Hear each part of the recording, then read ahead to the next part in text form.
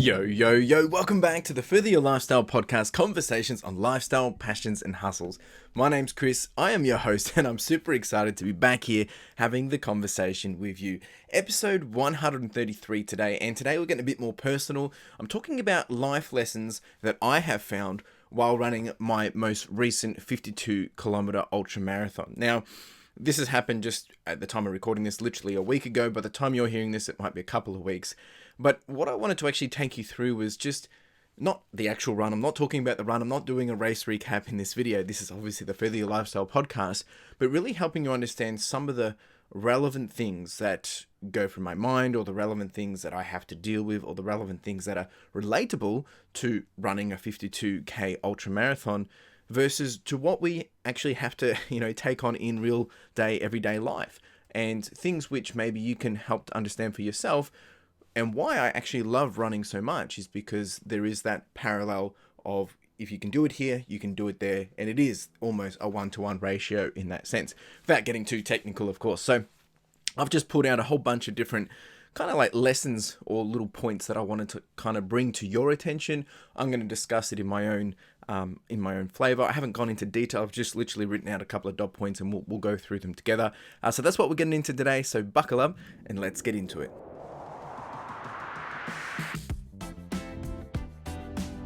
So point number one that I wanted to address, and if you are here on the YouTube and, watching along, you can see them up on screen, but I'm going to read them out to you anyway. So number one was, life sucks, but we charge on anyway. And the reason why I'm very frank with this is because, well, if you're a runner, but you would know this, but the same with life. We go through life and things happen. Things don't go to plan. Things can get ugly.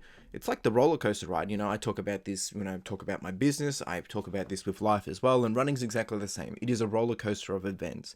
And when we do the comparison between life and running, especially in a 52K ultramarathon, which, I did over, I think it was over 75,000 steps and 9 hours of running, there was moments in there where you feel good, but there's moments in there where things suck. Like you're sore, you've got blisters, you've got things that just not feeling right, but you've got a whole long way to go until you can get to where you want to be. And that's like life. There are going to be moments in life where it feels like it sucks. It feels like things aren't going to plan. You're going to be hurt. You're going to be pushed down. You're going to be thinking, is this worth it for what you're trying to pursue? And I mean, my short answer of that is yes, it's always worth it. We just have to battle through it. We have to charge on. And getting to that point is easier said than done. I totally understand that, and I can respect that it's not as simple as just saying, oh yeah, suck it up and get it done, because we have to work through it. You have to find the way to get through it. And some of these subsequent points that I'm going to go through are kind of relevant to it, but there was moments during the run where, you feel like you're on a runner's high and everything's great and you're all airy-fairy, and then the next thing it's like you're contemplating, why am I doing this? And that's tough. You go to dark places, but you also go to great places where you're able to, overcome and show yourself that you're more than capable. And that's what life is. We're just running a big race. And, what you do today does not define the rest of your life in terms of this is what your life will be exactly. But we also have the power to be able to mold what that can potentially look like as we continue to show up daily and make a difference. Just like training for this ultra. It took me 21 weeks to train for it. I couldn't just expect to rock up, without any training and just get it done. Maybe an elite performer can, but definitely not me. So that's number one. Life sucks, but we charge on anyway, right? Number two is have a plan, but know the plan won't always go as planned, which is funny. And I think this is important because, and we talk about this quite a lot here on the podcast, right? Having a bit of a game plan. What's your end game? Where do you want to be? What's your North Star? What are you working towards? What are the things you want to achieve? And having an idea of where you want to be in 1 year, 2 years, 5 years, 10 years, and working your way towards that. And it's the same for the ultra. Like I had a plan. I had a routine that I wanted to follow with my nutrition, with my fluids, with what I expected, my timing, where things were going to be, where I was meeting my crew, all those things. But things get thrown out the window because things don't go to plan. The weather changes. You start to feel something that you hadn't planned for. You get blisters, or things change, right? Like life, as we were just talking about, things pop up as a roller coaster, and it doesn't always go as planned. There's a really great book called Your Next 5 Moves. And that talks about, you have this idea of where you want to be going, but also have some offshoots of thinking, well, if this doesn't go to plan, what's the next step that I go to that's still going to get me towards where I want to be? And a good way that you can look at this is what I'm doing today, or is what I'm doing in this run getting me closer to where I need to be or where I want to be going forward? If we look at it from a running perspective, short term might be a 30-minute run, might be a 9-hour run, it's still short term. But knowing that if I'm just taking the steps forward, I'm getting closer to where I want to be. And it's the same with life. You have a plan. Things won't necessarily always go as planned, and understand that, but understand that that doesn't mean it's the end. It doesn't mean that you can't keep going towards where you want to go. You just got to suck it up, or you have to figure it out, or you have to pivot, or you have to adjust, or you have to, find another means to getting there, right? So have a plan, but know that the plan won't always go as planned. Number 3 is have a team to keep you honest and a team you can trust. And I think this is super relevant for life because we want to surround ourselves with people that are, advocating for you, supporting you, cheering you on, that are going to be there to help you when things aren't going right. Or when things are going well, supporting you and encourage you and celebrating with you. And in the run, rocking up to, because there's a number of different checkpoints during the run. And the first one is like 21K. And by that time, I've been running for about 3 hours. And, chance to change clothes, chance to get some food, restock on, water, things that I might need for the next leg. And, coming into that, I've got mum and dad, then I've got Carla. And dad, his job was purely just to drive. Mum's job was to navigate, and, to track me to know when they needed to be there. And Carla's job was just all things running related because she's a runner. She knows what I need and she runs with me. She can keep me honest. And coming into those, into those crew stations, I don't have to think about anything. They ask me, how are you feeling? What's going on? I can say I need this, and if I don't know, if I'm delirious, which there was points where I was, Carla knows at best what she needs. Dad's help filling up water. Mum's, doing that as well. And it's just being able to put that trust completely in them, knowing that they're going to do what they need to do to help me get through of where I need to be. And that it's going through that experience, having never done that experience before. I've crewed, but I haven't actually been crewed for, is amazing because the mental power, the mental stress is just gone. You just walk in and you're just doing things. They're handing you food, you're giving you all the things. You've got the plan already in place of what you want, but you've got backups. If this isn't going to plan, how are we going to do it? I was getting really sore pain. Dad had Panadol, gave me Panadol. And they all seem like little things, but in life, that's sometimes what we need, is just the support with the little things. Someone that's going to rock up and give you a smile and say, hey, you'll be right today. It's all good. So have a team or have a group of people that you can surround yourself with that will keep you honest and that you can trust and that you can rely on. And it works both ways. The next one is fuel is power. Without it, you will not move. Obviously being very relatable to running. If you don't have the right nutrition, if you're not keeping hydrated, then things will start to seize up, getting cramps and things like that. So it's important that we do fuel ourselves in the right way. Now, I'm not here to talk about, what you're eating and all that jazz. No, what I'm saying is there's certain things that we can do in life in preparation to keep us fueled. And it might be whether it's exercise or, doing the physical to help us stay motivated, to help us feel fueled. But I think fuel also comes in the, the reins of what does motivate you, what gets you inspired, what gets you up in the morning, what gets you excited to get out there and do what you want to do. And if you don't have that, you'll have a lack of purpose. You will think, well, what's the point? And I think that's super important, is because when we have purpose and when we know our why, and we're going to get to that shortly, it gives us the fuel, and that fuel gives us the power to move forward. And definitely during the run, being able to understand why I'm doing it, but that comes to the next point, but actually making sure I've got all the things I need to get me from A to B, or the start to finish. I had the right foods. The water was a challenge because it was a lot hotter than expected, but I had the right gear as well. And it's just a matter of then pushing through, which leads me to my next point, is understanding your why.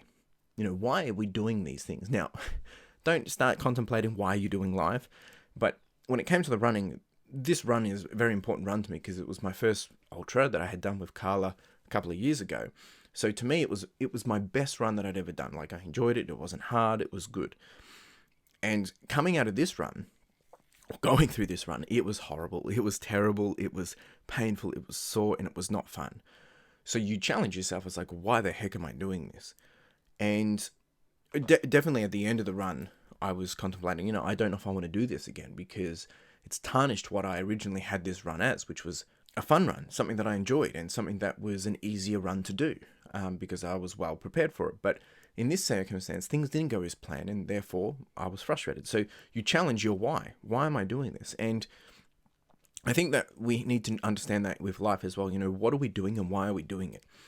And if you're just doing something for the sake of doing it, but you don't understand why, you might actually realize that you're not really doing it for the right reasons.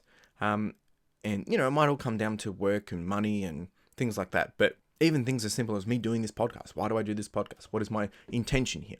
And so understanding your why is what's going to enable you to refine your focus and refine your feet to be able to push on. Because if you're 36 Ks deep into a 52K run and you're struggling, you got to do some stuff to dig deep and to find the other 14, 16 kilometers, which is easier said than done. So understanding your why, I think, is super relevant for running, for life. And on a small scale, running is that good, I guess, example size of what life will be. Because, as you go through life, there will be moments where you're down and you need to challenge, why am I doing this? What is my purpose? To reinvigorate what it is that you're trying to achieve and to re-motivate you. Which actually gets me to the next point, which is leverage your inner power to get you through the tough. And we spoke about fuel is your power, right? So understanding what's motivating, understanding what's going to get you moving, and then understanding your why. You put those two together, and then you have your inner power, because you've got what you need to get going. You understand your why you're doing this to get going. Therefore, you can leverage that to push yourself through, to see it through to the end, even if it is one step at a time, even if it is walking and maybe not running. But the point is that you're moving forward and you're getting through what you need to get through, which is the toughness of life, or in this case, it was the run. And this is all, it's easy to say all these things, and I guess I understand that everyone's going through different parts in their life, whether young, old, in between, whatever. Right, and we all have different circumstances. It's not an apple-to-apple ratio comparison. How I live is different to how you live. What you experience is what I don't experience. There's a lot of differences, but the reality is, it's like we all are going to have bumps in the road, and it kind of gets summarized into this final point that I want to share, and that is, it goes like this: there will be scars, injuries, bumps, and issues along the way. Think of this as your what brings the art to life feel or vibe.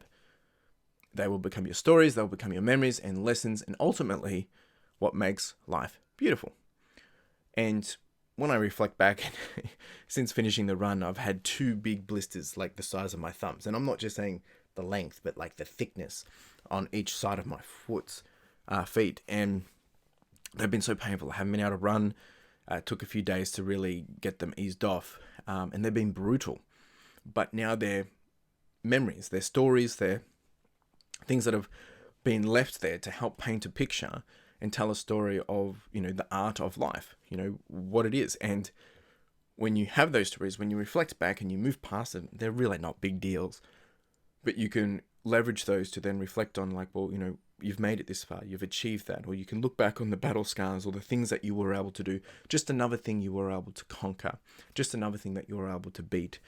And I think in the moment, it can be hard to understand that, but as we progress through and look back on these things, we can leverage them as, again, coming back to a fuel for power and a way that we can understand, well, what is our why and our purpose? And when you tie all those things together, that yes, life sucks, but you have a plan and you work towards that plan, and you have a team to keep you honest and to support you on that plan and to motivate you, encourage you, celebrate with you, and keep you honest. And then you have all those things that come together to help fuel you, right? Which give you the power to be able to move forward. While understanding your why, you then leverage all this together to create ultimately what will be a beautiful piece of art, which is your life. And that is all taken from a 52K ultramarathon, which in that essence it is. It's tough, it's ugly, it's dirty, it's hard work, but it's something that changes your life or your perspective on things.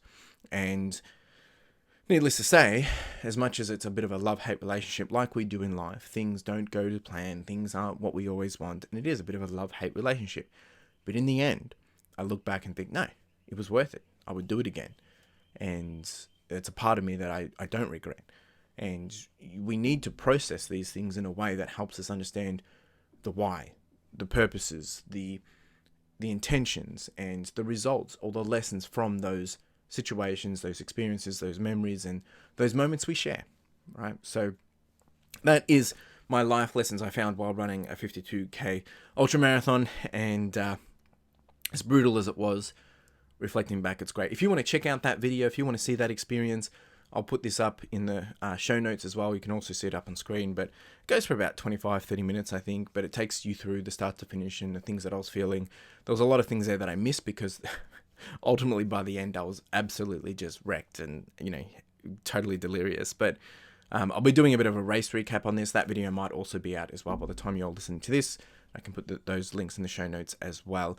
But if you have any questions or comments about this and how your I guess maybe ways that you try to take life lessons from other parts of your life to help you push forward, or to use it as a parallel to motivate you in life, leave a comment below.